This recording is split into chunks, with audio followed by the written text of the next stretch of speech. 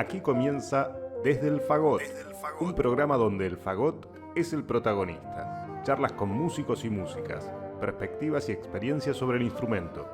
Idea y conducción, Ezequiel Feingersch. Realización audiovisual, Tomás Bravo Sternberg y Federico Bravo.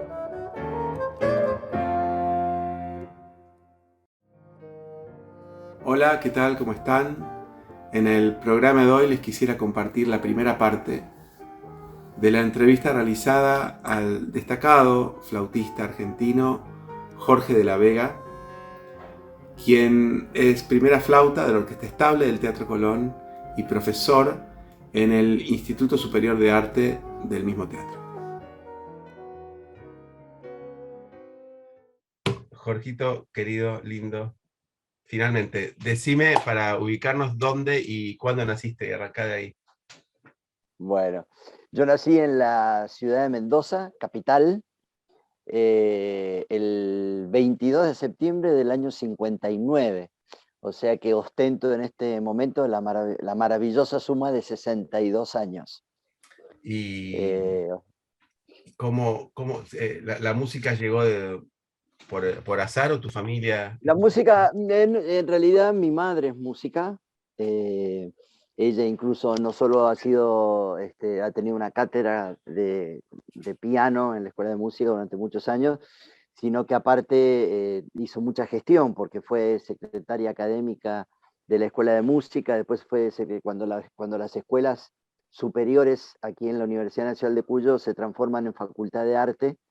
Ella pasó a ser secretaria académica de la Facultad de Arte durante muchos años, durante diferentes gestiones de diferentes decanos. Una persona que le gustó mucho estudiar y que sabía mucho de toda la administración académica. Claro. Así que, bueno, es muy conocida por por muchas generaciones de estudiantes de música, incluso porque ella estuvo en la generación y en en el posterior armado de los famosos encuentros juveniles de músicos argentinos, que en realidad después eran no tan argentinos, porque, o sea, latinoamericanos, digamos así, porque venía gente de países limítrofes. Y eso duró muchos años, entonces hay mucha gente con la que yo me encuentro en diferentes lugares del país cuando voy viajando, que bueno, que se recuerda de mi madre porque ella era la gestora de esos encuentros que en ese momento eran realmente muy conocidos, y muy deseados por todos, porque nos encontrábamos y nos conocíamos estudiantes de música de diferentes latitudes. No hay que olvidarse que en ese momento no existía la internet, Claro. no existía el WhatsApp, no existía YouTube, entonces el contacto face to face era casi la única posibilidad de tener una relación con alguien que no viviera en lugares aledaños, ¿no? Claro, claro, claro. Así que bueno, era realmente muy, muy importante. Hoy en día, como nosotros le decimos a nuestros alumnos, la relación con el mundo es algo cotidiano, cosa que en nuestra época de estudiante no existía. Claro. Para poder inscribirse en una masterclass en alguna parte del mundo, primero había que tener la enorme suerte de que llegara uno vía vaya a saber qué, señales de humo, la información. Después mandar una carta inscribiéndose que demoraba 15 días en llegar y 15 días en volver la respuesta. Y después, Claro. por si todo eso era poco, te pedían que que mandaras el dinero, que hicieras la transacción económica para quedar inscripto y hacer una transferencia bancaria. En ese momento al exterior era poco más que mandar un cohete a la luna. Entonces, Claro. realmente si uno lo hacía era porque le ponía mucha, pero mucha, mucha actitud y mucho trabajo. Así que bueno, eso es un poco para orientarte de dónde vienen mis ¿Y genes siempre en musicales. Mendoza tu mamá trabajó? Sí, sí, sí, ella siempre estuvo acá. Mira, justamente como sabía que nos íbamos a encontrar hoy en esta charla, me estuvo comentando que cuando se generó la idea del primigenio Yuna, ella estuvo reunida con el decano que querían transformar lo que era en ese momento el Conservatorio Nacional en la posterior Universidad de Arte. Así que bueno, como te digo, era persona consultada y ella me Seguramente, contó que estuvo estudiando los seguramente planes de se estudio. terminó reuniendo con mi viejo o vos por Con ahí. tu padre. Seguro, sí. Sí, sí, sí, sí, muy posiblemente haya sido así. Lo que pasa, bueno, seguramente ella ya no se acuerda, porque aparte eso fue fue una pasada, digamos, de un par de Obvio. meses en el que hubo contacto y bueno, así seguramente ha sido. Y eso influyó un montón en vos, imagino, en la actividad de tu mamá, como afectó cualquier actividad de los padres nuestros, digo, pero la Sí, música. sin lugar a duda, creo que yo cuando un padre tuyo desarrolla una actividad en la que vos después a medida que vas creciendo vas sintiendo que tenés afinidad o que te gustaría un poco meter la nariz por ahí, obviamente encontrás un caldo de cultivo que hace que ciertas cosas sean ya como más cotidianas, ¿no? Vos usaste la A ver, yo palabra recuerdo, gestora y vos para mí sos un gran músico y un gran gestor también. bueno, muchas gracias. Por eso te lo Sí, digo. eso yo creo, Es- sí, sí, obviamente que seguramente me han quedado un montón de ejemplos de su forma claro, de trabajar.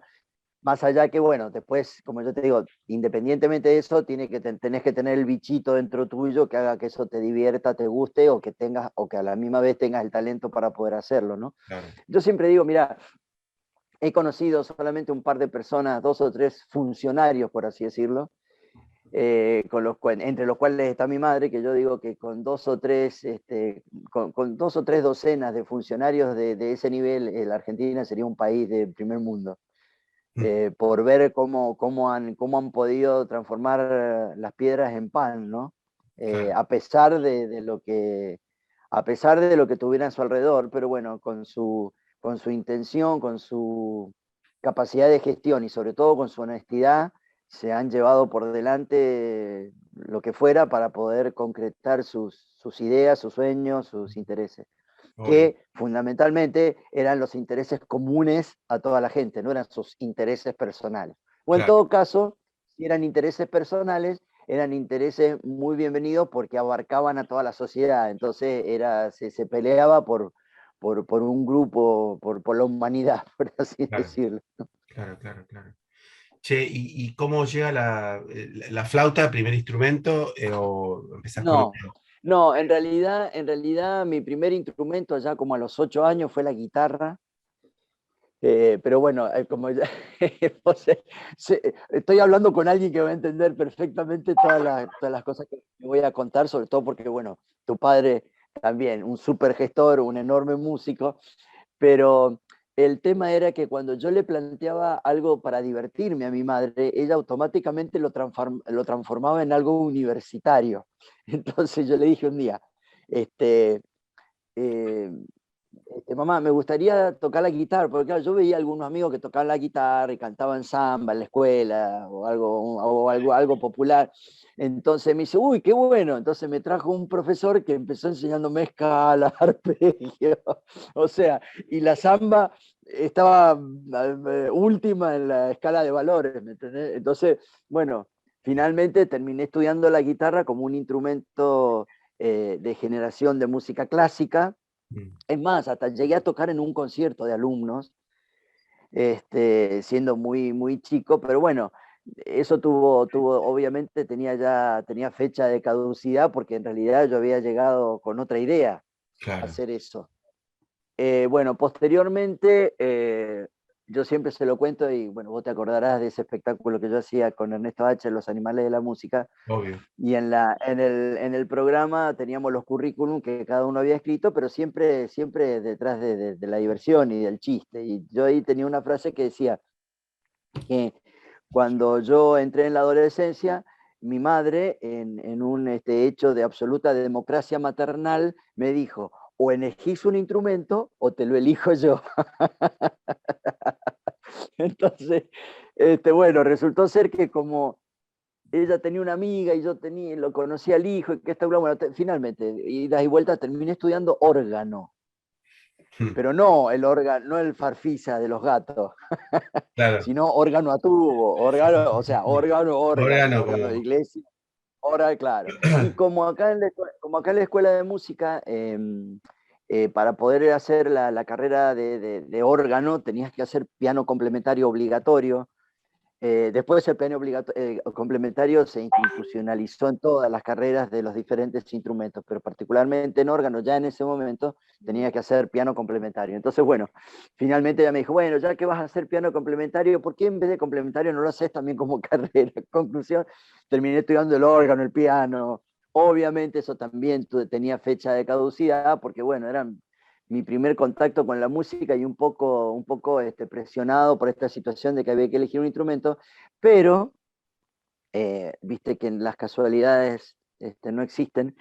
Eso me llevó a que en un momento tenía ganas de hacer música de cámara, porque bueno, en esto de, viste, de ser, yo en ese momento tenía 12 años, 13 años, eso de estar encerrado, aparte del órgano, estaba en la escuela de música, tenía que ir todos los días a la escuela de música a estudiar. Un día le digo, mira, me gustaría hacer música de cámara, le digo a mi madre, entonces dice, bueno, déjame, yo voy a hablar con tu profesor y aparte, bueno, ella viajaba a dar clases a un departamento cercano acá a la capital que se llama San Martín, y justamente iba en el auto una vez por semana con Lars Nilsson, que era el profesor de flauta de la escuela de música.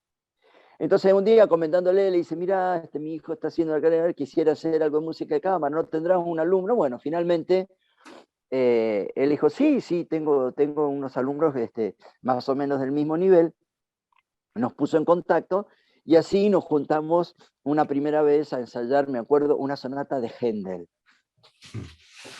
con el hijo de otra profesora de la escuela de música que estudiaba flauta. Y ese día, viste, como uno es un adolescente, che, ¿y esto cómo funciona? ¿Y esto cómo es? ¿Por dónde se sopla? ¿Y cómo se toca? A la semana le digo a mi madre, quiero estudiar la flauta. Total, claro. Claro, entonces, bueno, no pasó creo que más de 6 meses y estaba comenzando a estudiar la flauta. Imagínate, Ezequiel, yo leía, tocando el órgano, yo llevaba ya varios años estudiando el órgano, yo leía 3 pentagramas simultáneos, un pentagrama en clave de sol y 2 pentagramas en clave de fa, Claro, uno para la mano izquierda y el otro para para la el- pedalera. claro. Yo el primer año y medio no pude tocar la pedalera porque no me llegaban los pies a los pedales. Tuve que esperar al segundo año que había crecido y entonces ahí ya me llegaban los pies a la pedalera. Obviamente yo no, como vos sabés, no soy jugador de la NBA, así que la talla no me daba por razones no solo de edad, sino también de altura posterior. Pero bueno, finalmente ahí conozco la flauta traversa y me empiezo a enganchar. Al principio estaba realmente, bueno, creo que había encontrado ya la línea por donde me quería, me sentía contenido. Y bueno, pude rendir varios años,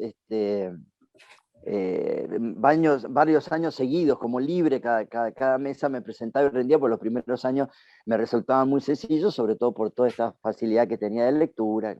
Bueno, finalmente terminé dejando la guitarra, ya había partido hacía rato, terminé dejando el órgano, el piano y bueno, y me quedé con la flauta. Y un día voy a un concierto de música de cámara que había en el auditorio de Radio Nacional, acá en Mendoza, y tocaban, entre otras cosas, un oboísta excelente. Después se fue de Argentina, se dedicó a la dirección orquestal, no me acuerdo, Salomón era el apellido. El tema es que me cautivó el sonido del oboe y entonces llegué a casa y le dije a mi madre, le digo, qué hermoso que es el oboe, a lo cual me contestó, ni acá te vas a estudiar otra cosa, seguí con la flauta. Así que bueno, ese fue el comienzo de relación con el instrumento y después, bueno, tuve un maestro espectacular en cuanto a todo lo que significó eh, el ímpetu, la energía, las ganas y de la manera que guió toda mi primera formación. Yo siempre cuento, no sé, algunos detalles de lo que era mi relación con Lars, que fue mi primer maestro. Eh, en ese momento, claro, no éramos tantos alumnos, pero por el otro lado, bueno, yo era muy chico, tenía 15, 14 años. Entonces él, por ahí el domingo sonaba el teléfono y las 10 de la mañana y me decía, Jorge, ¿qué estás haciendo? Le digo, nada, no sé, le digo, estoy acá en casa, no tengo nada que hacer. Bueno, armá algo de comer y la flauta que te paso a buscar en media hora. Nos pasaba a buscar con el auto, siempre éramos 2 o 3 alumnos, íbamos a la montaña, él dejaba el auto en algún lugar estacionado y empezábamos a caminar por las quebradas, subiendo montaña. Él ya los tenía, él venía de una zona de montaña en Suecia, así que, bueno, Lars es sueco, no lo mencioné antes, con lo cual se manejaba muy bien y era una cabra realmente en la montaña. Así que, bueno, caminábamos 2, 3 horas por la montaña. Cuando encontraba él algún lugar donde él ya pensaba que habíamos llegado, decía, bueno, cada uno se busca un lugar acá medio separado y se pone a estudiar la flauta. Y en el medio de la montaña, al aire libre, obviamente, cada uno estaba estudiando lo que tenía que estudiar y él iba pasando cada media hora por cada uno y nos iba dando clases. Así estábamos un par de horas estudiando el instrumento, y después comíamos lo que había, la viandita que cada uno se había llevado y volvíamos a la ciudad. Bueno, imagínate lo que, vos lo entenderás perfectamente, lo que significa para un adolescente que está estudiando Mm, tener esa relación con el maestro, ¿no? mm. El, el- Mientras vos contabas lo del ARS, quería para dejarlo claro, vos estudiaste la UNCUYO en los años 70, ¿no? Con Lars. Más o menos, sí, Sí. exactamente. Exactamente. Yo Y haces toda la egresé en licenciatura, toda la 79. carrera con él. Exactamente, hice la licenciatura en flauta y creo, si no mal recuerdo, mi examen de egreso fue por ahí por el 79, el 80.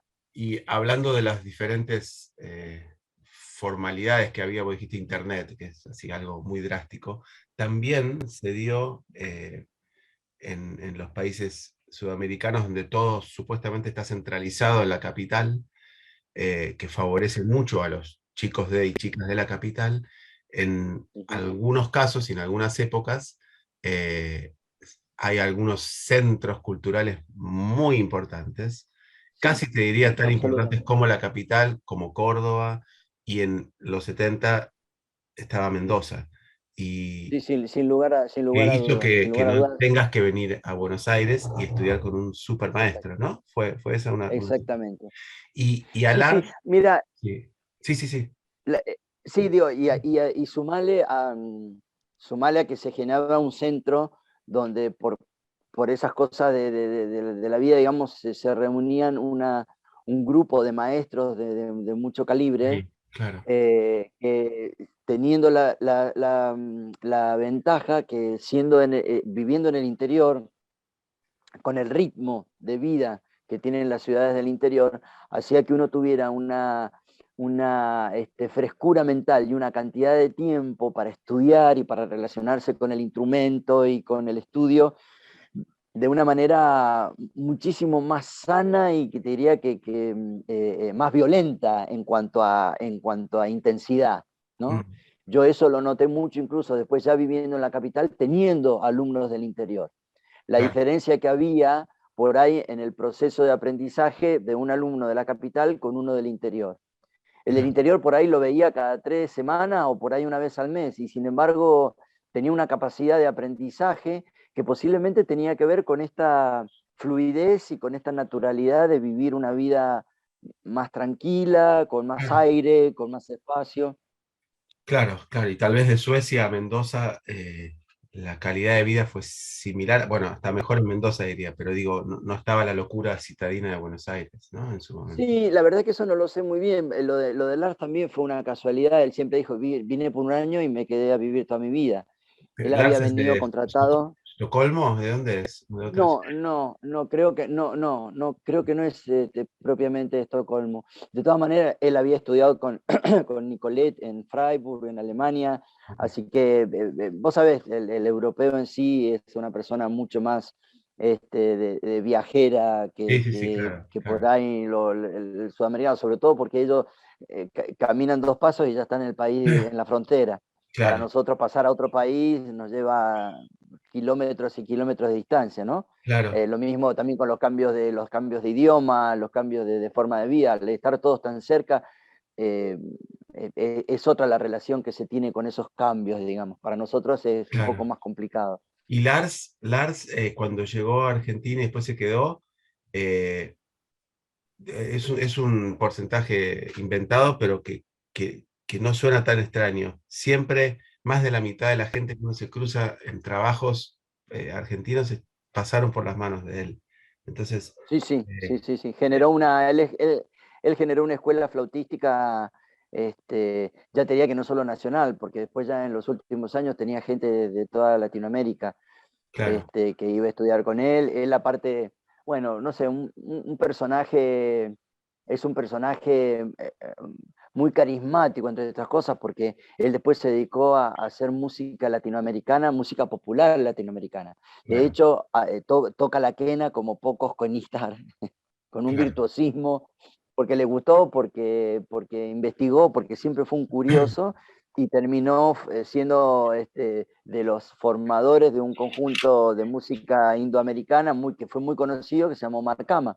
Ajá, ajá. Y eso también lo llevó a viajar por todo el país, por toda Sudamérica, y lo hizo también muy conocido dentro de la música popular, pero bueno, también al principio mezclaba cosas con flauta, Claro.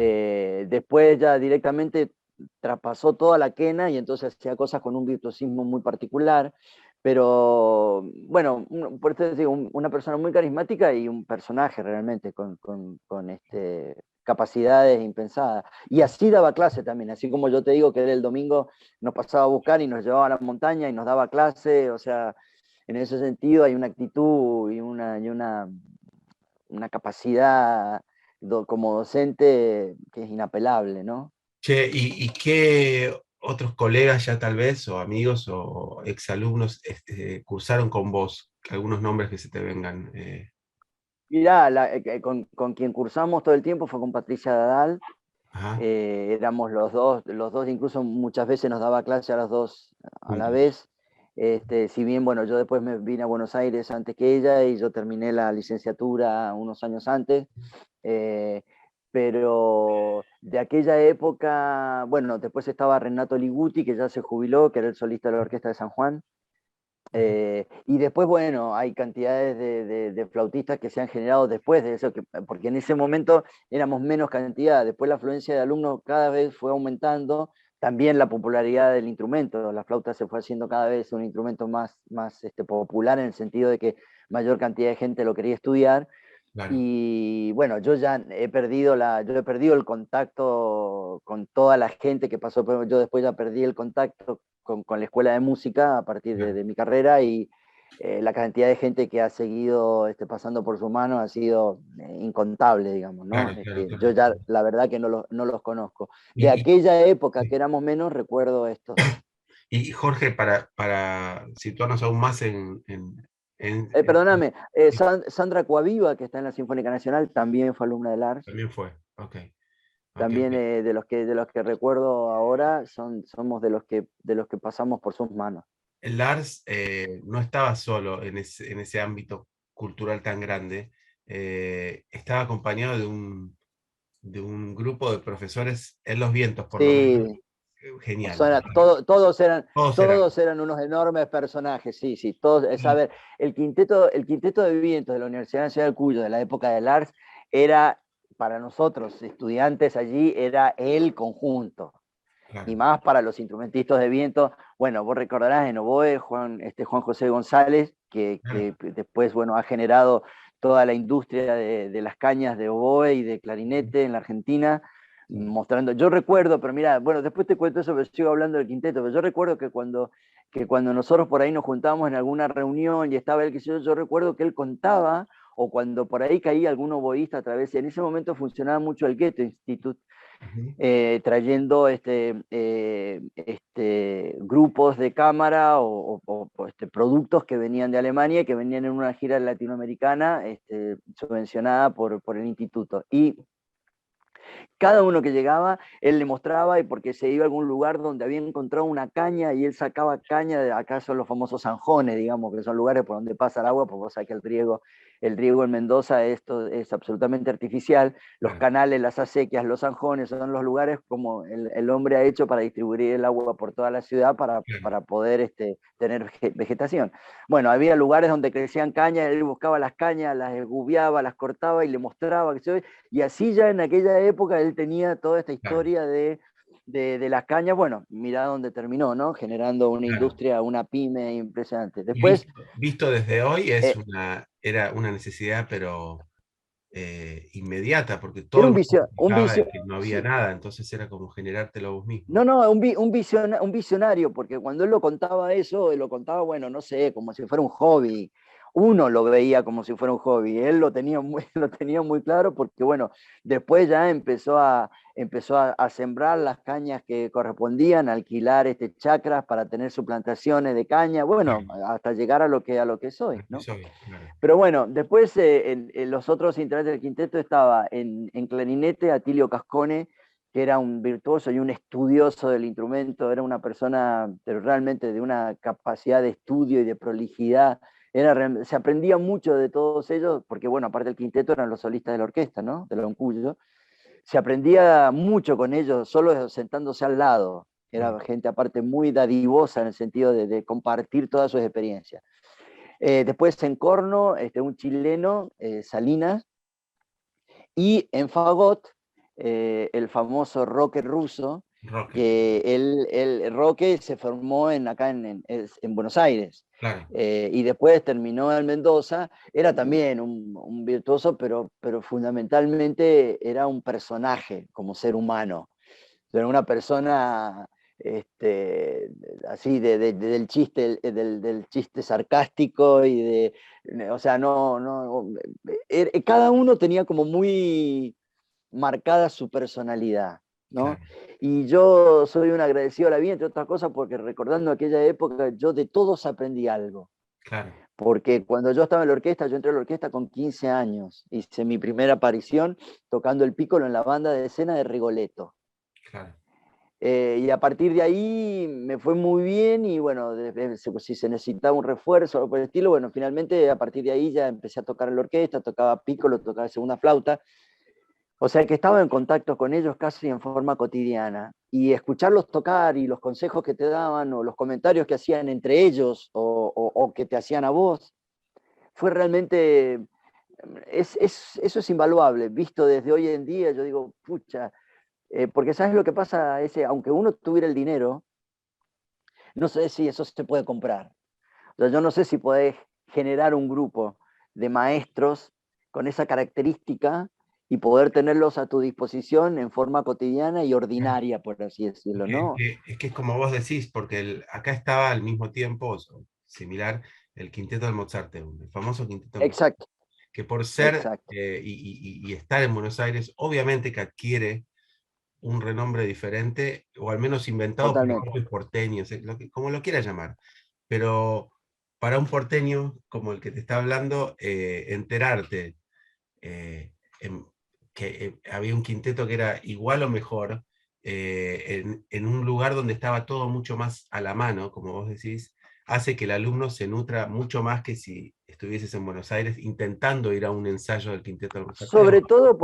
Sobre todo porque estaban los cinco tocando en la orquesta Claro, también. aparte. Entonces, o vos te los encontrabas cuando ibas a la escuela de música, porque tenían todos aulas Claro, cercanas, y estabas tomando tu clase o salías de tu clase y veías por la puerta que el otro le estaba dando clase a otro.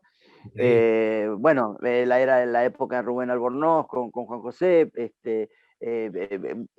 y escuchaba los clarinetes por el otro lado, o sea, estaba mamando, o sea, por ósmosis te entraba la información, porque ya te digo, salía de un aula y escuchaba lo que estaba pasando en la otra, lo cual obviamente no significa que en cada hecho había un aprendizaje, tampoco me voy a volver un dramático, pero sí es verdad que uno se desarrollaba en un ambiente Mm.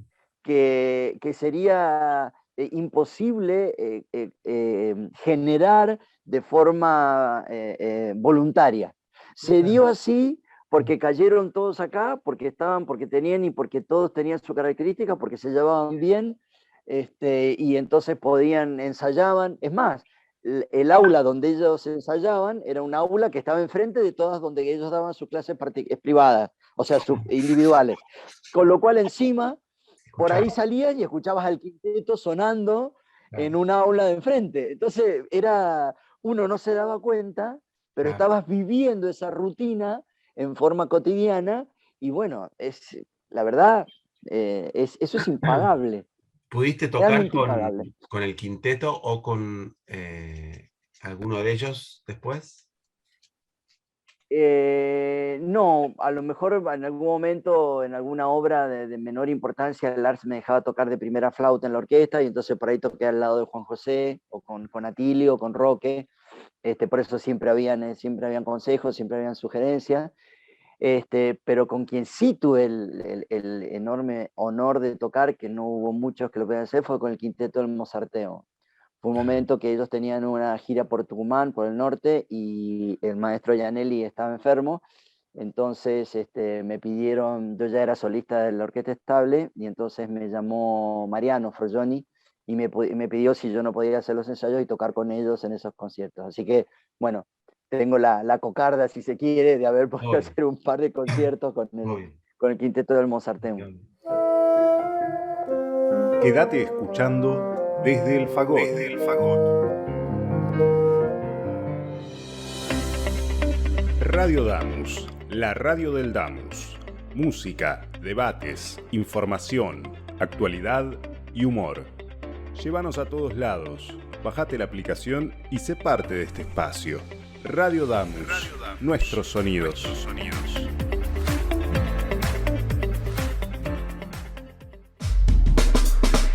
Programación 2022. Tardes contemporáneas.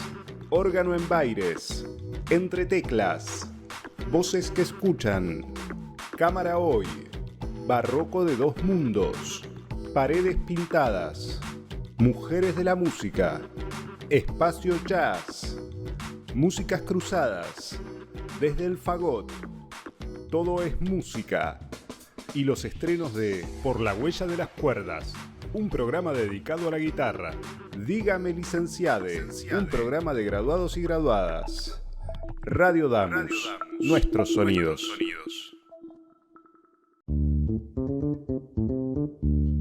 Radio.damus.musica.ar.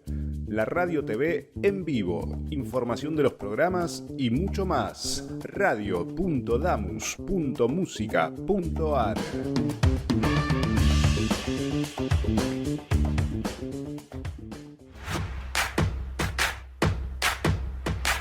¿Querés difundir tu empresa, negocio o actividades? Escribinos a radiodamus@gmail.com. Ofrecemos planes a medida y a precios accesibles. Radio Damus. Sonamos cerca.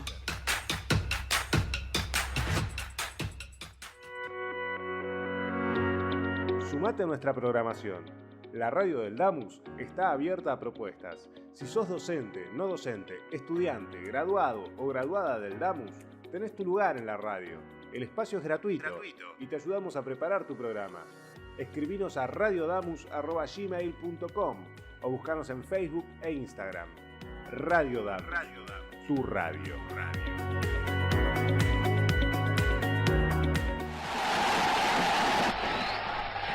Yo llevo a mis oídos la más maravillosa música, que para mí es la que pasan en Radio Damus.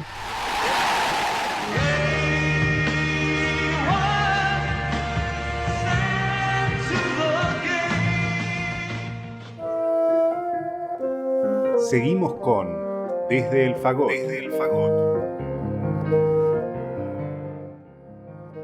Seguimos viendo entonces la segunda parte de la entrevista realizada al destacado flautista argentino Jorge de la Vega.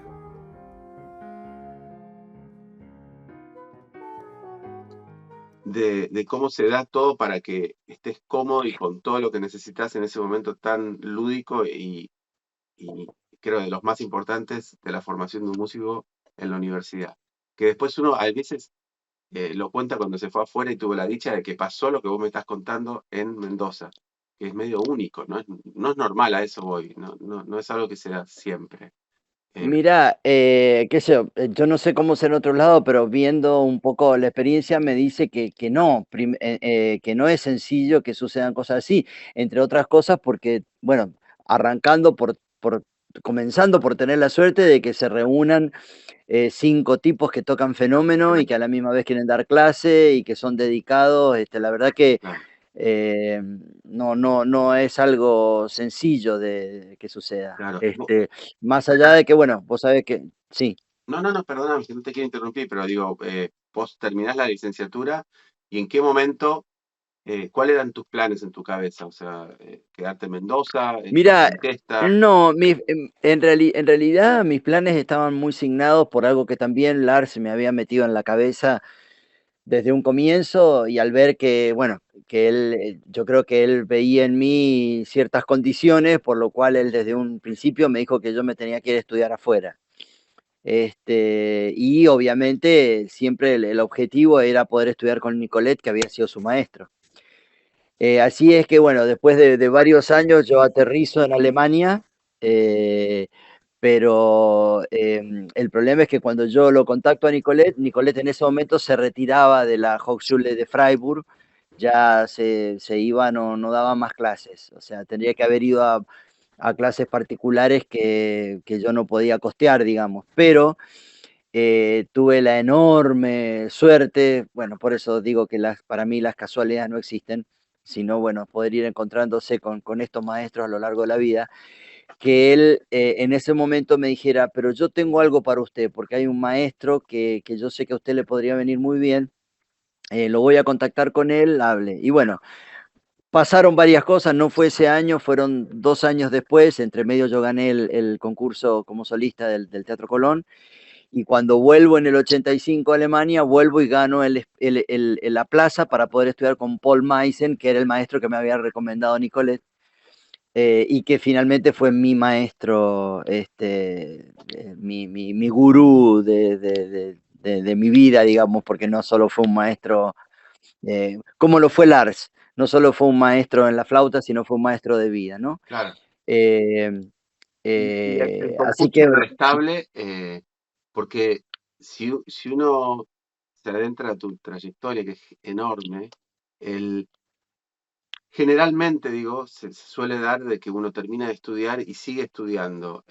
Son pocos los casos, y con mucha dicha, digo, que se van a estudiar con un puesto ya, diría, muy bueno, importante. ¿Cómo es? ese fue el caso mío, o Por eso, sea, creo por que eso. lo has dicho con todas las letras. Yo cuando, de hecho, yo hago mi examen final en la Facultad de Artes, que en ese momento ya se había transformado la Escuela de Música había transformado en Facultad de Artes. Por eso es que yo soy el egresado número 1 de la Facultad de Arte de la UCUYO. Mirá. Porque justo se da el cambio de Escuela de Música, Superior de Música a Facultad de Arte en el momento que yo rindo mi examen final.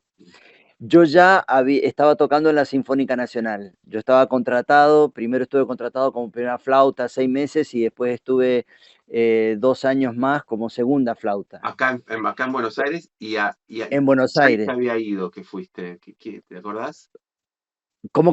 ¿Quién No te te entendí. había ido de la orquesta que entraste vos o te contrataron? De la Sinfónica. En ese momento, ¿Verdad? la verdad No. que no recuerdo el puesto de quién era. Sí recuerdo que estaba Jorge Slisky como solista y Gabriel Sorín, que era segunda flauta, estaba contratado como suplente de solista. Y, Entonces quedaba el puesto de segunda flauta vacante. No Frogioni recuerdo el estaba puesto de tocando en quién ese era. momento. Mariano Frogioni estaba tocando en la Sinfónica cuando fuiste. Mariano, claro, pero mirá ahí es donde yo lo conozco a Mariano personalmente. Mariano estaba como solista de clarinete y en el momento que yo entro estaba tocando, que ahí lo conozco por primera vez, después alguien que fue muy importante en mi vida, que fue este, Roura. Para mí él fue bueno, pero bueno, no me quiero ir porque se me voy adelantando. Alberto Merenson, que era el solista de Fagot, estaba de licencia porque se había quebrado un brazo. ¿Sí? Entonces, 6 meses estaba Roura cubriéndolo por esos 6 meses. Pero después toqué con Mariano Frogioni y con Alberto Merenson en la orquesta, y es donde yo los conozco a ellos por primera vez, ¿no? ¿Cuál fue el cambio que vos notaste de personalidades? Bueno, fundamentalmente toda la experiencia de tocar en una orquesta sinfónica ya grande, si bien yo tenía ya varios años tocando en la Orquesta Sinfónica de la UNCUYO, Bueno, la Sinfónica Nacional abordaba un repertorio más extenso, era un poco más grande, no mucho más grande en cantidad de gente, pero bueno, lo mismo que vos planteaste, un poco del interior a la capital. Lo que se da, por otro lado, para hacerlo así como un poco más rápido, es que se llama concurso, yo quedo fuera de la orquesta en un mes de marzo, ponele. Yo tenía que quedar, todavía el contrato era un mes más hasta que se hicieran todos los cambios, y Oscar Bazán, que era el otro fagotista de la orquesta, me llama aparte y me dice, con quien yo después toqué y tuve una relación hermosa durante años de mi vida, me dice, pibe, no te hagas problema y seguí estudiando, porque ya se sabe que en un par de meses hay concursos en el Teatro Colón y te tenés que presentar. Entonces, yo en ese momento, porque hay concurso nacional, me quedo fuera de la nacional, pero 2 meses después hago el concurso en el Colón y gano el puesto de solista de la Orquesta Estable. ¿Qué edad tenías? 23 años. ¿Y lo volviste a preparar el concurso? ¿Te fuiste con Lars a prepararlo o te quedaste solo? ¿Cómo fue eso? Mira, creo que volví a Mendoza porque yo ya alquilaba departamento, yo estaba establecido en Buenos Aires. Creo que volví, estuve un mes en Mendoza y debo haber tomado un par de clases con él, pero yo ya estaba bastante independizado, digamos. Y con esto quiero cerrar un poco lo que vos planteaste recién, de que uno termina con un maestro y generalmente se va a estudiar con otro. Yo, cuando termino con la orquesta en Mendoza, que termino porque me voy a Buenos Aires, porque gano este puesto en la Sinfónica Nacional. Yo a partir de ahí ya me quedo sin maestro, o sea, yo había terminado una etapa, había terminado un ciclo. Se da lo de la Nacional, se da lo de ganar el concurso en el Teatro Colón, y 2 años después, en el 85, el concurso lo gano en el 83. En el 85, y por el sistema de licencias que había en ese momento en el teatro, que uno por estudio se podía ir, después de tener 2 años de antigüedad, podías tener 2 años para ir a realizar un estudio afuera, es que me voy a Europa, y ahí gano el puesto con Meissen, y a partir de tener el puesto en la Hochschule de München, puedo pedir los 2 años de licencia en el teatro y me quedo haciendo la máster con él. Entonces, después de ponerle entre el 79, que yo terminé con Lars, que hice mi examen final, hasta el 85, que comienzo a estudiar con Meissen en Alemania, yo estuve estudiando solo, lo cual por el otro lado fue muy importante para mí, Ezequiel, porque yo ahí me di cuenta que todo lo que yo había aprendido necesitaba metabolizarlo, necesitaba afianzarlo, y a la misma vez necesitaba comenzar a desarrollar, como yo digo, mi propia responsabilidad. O sea, yo soy esto y toco así porque yo estudio y hago esto, y tengo que tener capacidad de solucionar todo lo que yo pueda por mis propios medios, ¿no es cierto? Obviamente, cuando yo llego a estudiar con Meissen en Alemania, tenía un montón de dudas y tenía un montón de cosas que quería hacer y que pensaba que el instrumento tenían que ser de tal o cual manera el instrumento, pero no me salían, me faltaban elementos, me faltaba información. Y bueno, y di con la persona, cuando yo llego a Alemania, que hice un par de cursos, y es donde lo conozco a él finalmente personalmente. Cuando lo escuché tocar las primeras 2 notas en un ejemplo que dio en una clase, yo dije, yo quiero estudiar, esta es la persona que yo estaba buscando. Claro. Y tuve la enorme gracia, la enorme suerte, la enorme bendición del cielo, que pude hacer, se llama Aufnahmeprüfung, que es la prueba para entrar a su cátedra. Él en ese año tenía 2 vacantes y habían 70 aspirantes de todo el mundo. Y bueno, hice la prueba y eligió una alemana y me eligió a mí. Así que a partir de ahí me quedé estudiando con él, y ahí es donde yo entiendo, a partir de ese momento fueron los 2 años que cambió mi vida musical, flautística, pero mucho de eso yo también lo pude hacer en esos 2 años gracias a que había tenido esa etapa de 6 años aproximadamente estudiando solo y conociéndome mucho a mí mismo. Entonces, cuando él necesitaba que yo produjera un cambio o fuera en busca de algo en particular, yo tenía un autoconocimiento que me ayudaba cuando llegaba a casa a poder elegir las cosas y las herramientas que tenía que tener para tratar de generar eso que él me había pedido. Que si yo no hubiera tenido ese tiempo solo y conociéndome a mí mismo, no sé si lo hubiera podido hacer con tanta efectividad, ¿no? Y también, como vos decís, la suerte merecida, pero digo suerte porque se te dan las cosas de alguna forma, después con el tiempo lo ves, Totalmente. estabas probando todo eso que decís en el teatro. O sea, tenías algo práctico para poder... Sí, sin lugar a dudas. Aparte, mira, yo tuve la posibilidad de hacer algunas pruebas para entrar a grandes orquestas de Alemania. Una que fue la más importante fue la de la Orquesta de la Radio de Colonia, de Köln, donde quedo en la final. Ellos habían hecho ya varias pruebas, esta creo que era la tercera o la cuarta, donde no elegían a nadie, y en esta yo llego a la final con un alemán de Colonia, que es el actual solista, con quien tenemos una hermosa amistad. Bueno, finalmente gana él el puesto, pero fue muy reñido y para mí fue muy importante porque me demostró bueno, que estaba a la altura a la altura de las circunstancias. Claro. O sea que por ahí mi vida podría haber cambiado, más allá de que yo tenía la suerte, de que yo sabía que cuando terminaba mi máster yo volvía a Argentina y tenía mi puesto de solista. Claro. Y en esta inseguridad de tener que ya volver a la Argentina, un día, por esas cosas que tiene la vida, Ezequiel, me encuentro tomando un café con un flautista que también fue un gran maestro para mí, András Adorján, con quien incluso grabé un disco aquí en Argentina. Como yo estaba un poco perdido, él también me había escuchado varias veces, yo había hecho cursos con él, y entonces le digo, András, podemos charlar, quisiera saber tu opinión. Y en el momento me dice, bueno, vamos a desayunar a tal café tal día. Nos encontramos ahí, y de repente, mirá la vuelta a la vida, entra Nicolette al bar. Adorján había sido también alumno de Nicolette en la época de Lars.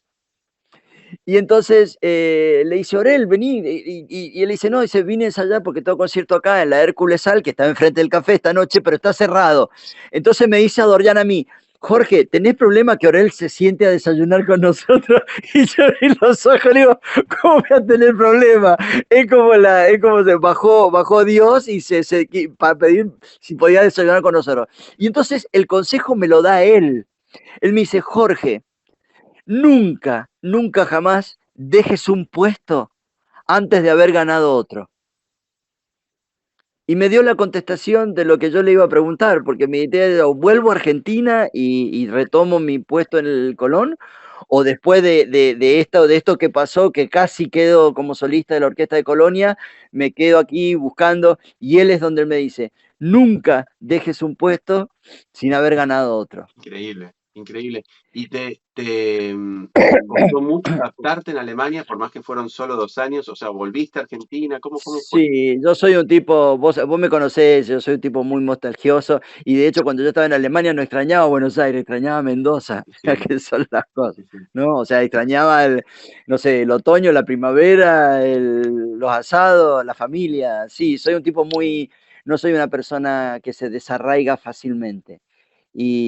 Pero me ayudó muchísimo el hecho de que yo estaba allá con un objetivo muy claro. Yo quería estudiar, y estudiaba en las condiciones más extremas. A veces me levantaba a las 6:30 de la mañana y me iba con 10 grados bajo cero a la escuela de música porque sabía que tenía un aula entre las 7 y las 8, que abría la escuela antes que empezaran todas las clases, y que sabía que tenía un aula para estudiar. Claro. Yo tenía una hora para estudiar ahí. Bueno, eso también fue muy importante. Yo creo que, a ver, yo se lo digo permanentemente a mis alumnos, no existe mejor maestro para cualquier persona que sí mismo.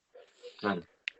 Porque está en vos todo lo que decidas hacer hacia adelante, por lo que te juegues, por lo que no te juegues, por las decisiones que tomes, por la disciplina, la voluntad, y bueno, y obviamente hace falta mucha voluntad, porque como para mí no fue fácil de estar alejado de esos 2 años, no volví nunca a Argentina esos 2 años, y mirá lo que soy, yo tengo una anécdota con eso que es muy graciosa, porque como buen virginiano, soy muy ordenado y guardo todos los papelitos. Y yo no sé si vos te acuerdas de esa época cuando uno salía, pasaba por la aduana y en migraciones vos tenías que llenar un papel. que presentaba, te arrancaban uno y Sí. vos lo rellenabas por duplicado. Tenías que guardar el otro, que era con el que teóricamente entrabas Era más de vuelta al importante de lo país. que uno creía después, sí. Sí, de todas maneras, el 99% de la gente lo perdía ese papel y entonces lo que no te decían es que cuando vos vas a ir a entrar, lo podías volver a llenar y entraba con un papel lleno nuevo. Bueno, a mí no me ha hecho, era muy, lo guardé en un bolsillito de un bolso y a los 2 años estaba el papel en el bolsillito, en ese bolso, que lo saco cuando vuelvo a la Argentina después de 2 años. Con lo cual, ese papel tenía la fecha de cuando yo había salido de Argentina. Claro. Entonces, el muchacho que me recibe el papel en el momento que entro, el de migraciones, viste que suelen ser bastante agretas, no suelen ser gente muy simpática, recibe el pasaporte, el papel, cuando lo va a sellar, mira la fecha y me dice, pibe, hace 2 años que te fuiste. Y me dice, vos sos un héroe. Era como el reconocimiento, ¿viste? Decir, esto que hiciste vos, ¿viste? Estar 2 años afuera, no debo ser ni el único, ni mucho menos que el único, debe haber un millón de gente que estaba más de 2 años sin volver, pero bueno, a mí que me había costado, parece que fue como que me pusieron la persona que me dijo, bueno, reconozco que hiciste un esfuerzo para estar este tiempo afuera. Llegamos hacia el final de nuestro programa de hoy, espero que lo hayan disfrutado tanto como yo. Mis agradecimientos especiales, como siempre, por el excelente trabajo técnico y de edición a Gonzalo Rodríguez y Tomás Bravo. Será hasta pronto y muchísimas gracias. Esto fue Desde el Fagot. Idea y conducción, Ezequiel Feingersch. Realización audiovisual, Tomás Bravo Sternberg y Federico Bravo. Radio Damus, nuestros sonidos.